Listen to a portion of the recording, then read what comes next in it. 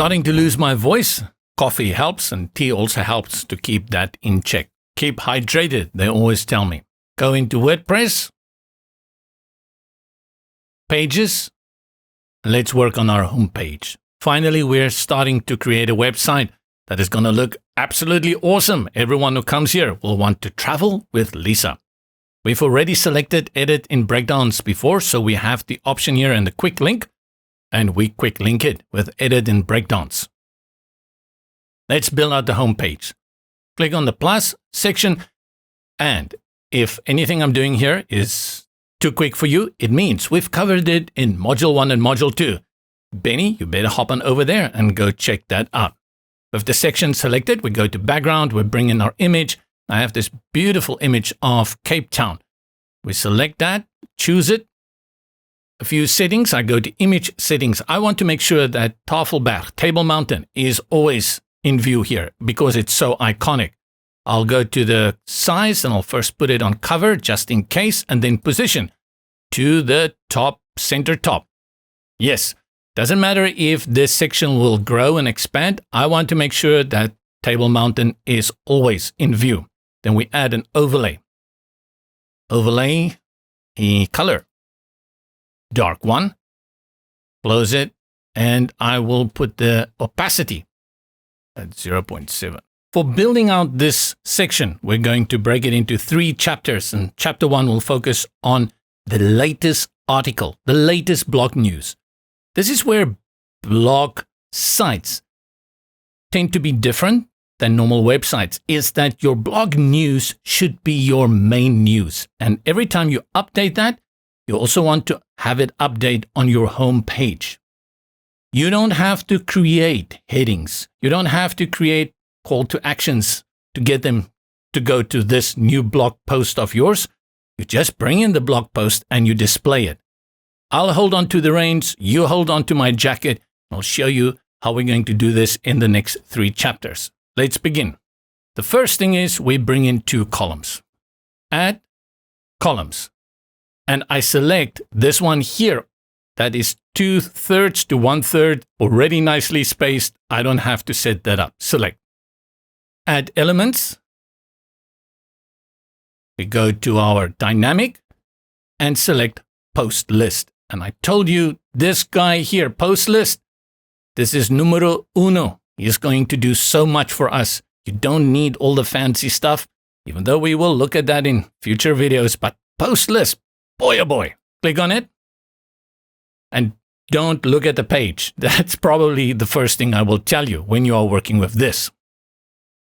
With the post list selected, go to design, list. First thing you do, change it from a grid to a list. And then we are set here. This is where we want to start with. Go to the content. Let's close the post for now and first work on the query. Remember, every time you bring in a post list, it's going to show you all your posts in chronological order with the latest one first. And this one, Swellendam, we know now is our latest one. I only want to show this one post, nothing else. I don't want to show 2 or 3 days before that or anything. I just want to show this one. The reason is I'm going to style this one out in a specific way and make it the main attraction for this hero section. To limit it, we go to Query, select Custom, and Edit Query. All I need to do here is post per page. Just drop it down to 1. Just show 1 post. It will show my latest post. Apply query. And with that, everything starts to kind of fall into place. Now we have to make a few changes here. The post list element is still selected. Let's start with all the settings for the post. Select image, and yes, I will disable the image. I will not show it. My main image is my hero image, but I will increase my title very soon to make it nice and big. Your title, and we put it on H2. Just make sure the tag is H2. It seems it's already on H2. Meta, I'll remove it, so I'll disable the meta. Taxonomy, I don't see it. It is disabled. Content is this section over here. I'll leave it as is for the moment. You can use excerpt or content or disable it or switch the length of the excerpt over here. Let's just leave it on default. The button, I will also leave it. I like the button actually, the way it is presented. Now the changes we have to make will be for our design. Hop on over to design, select post, and now we go through these and make the changes here. First, let's look at the title. Typography, I'll change the color. I'll put it on white. I really want this to stand out. Font size, I will override the settings we have and I'll make it nice and big at 64. The weight, let me just put that on 400. Yes, bring it down. 400 is your regular. I like that for regular.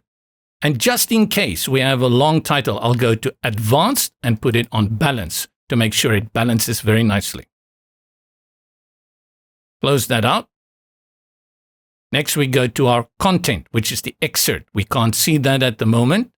Typography, color, and we'll give it pearl, so it's not as bright as the title. Close, advance, and also put it on balance. Now you see how the balance can really give that harmony, the yin and yang. We bring it in. Do I close all of this? I did mention to you one shortcoming of the post list element is that this order stays how it is. Title at the top, then what is next? Image at the top, title, meta, taxonomy. This is the order it is. But you'll see it works 95% of the cases, and in our case, it's going to work 100% of the times. If you want to switch it around, that's when you get to the post loop builder and you set it up any way you want for another time. We make a number of adjustments here. Spacing between these components. We again go to title. There is space below, and I'll put that on 10. Reduce it a little bit. Between these two, the content and the button, I want to add more. Go to content, space below, at around 60. When we bring in our header, the header will flush all the way here to the left. And you can see within this container for the post list, there is space here. And that is padding that has been applied. I want to remove the padding on the left and maybe add more padding on the right, but I think the padding on the right we can do for the column. With the padding on the left, we select container, padding, and on the left, I'll type in 0. Now it's nicely flushed to the left. In this case, you can actually apply it to all. Then you can take control over the gaps when you add more stuff. So I'll go ahead and put padding all on 0. Just remember, when you open the padding, it won't show a value and you will think it is on 0. You can see it is not on 0. With the post list element selected, click on up to go to the parent, which is the column. I'll go to spacing and padding on the right. This area here, I want to add a little bit more to give a bigger column here. In fact, I probably could have gone all the way up to layout of the columns and just changed here spacing, the column gap, and increase that. But I'm so used to adding padding to the box here. So what I did is I went on my post list, one up, column, padding, and I added 75 pixels on the right. Let's save. We'll preview it on the front end. And this is how it looks currently. When you click on it, it takes you to your latest single post. Let's hit back, go to Breakdance, and open Home. To cut a little bit time out of this tutorial, I'm not going to go into responsive views here. Our focus is to understand how to bring in blogging to your site. If you want to deep dive and get familiar with stacking and how to break things on different devices, not break them, break points, then you go and check out Module 1 and Module 2. But as always, whenever you finish building something, you definitely need to go to your other devices because the moment you get tablet landscape, it's going to stack.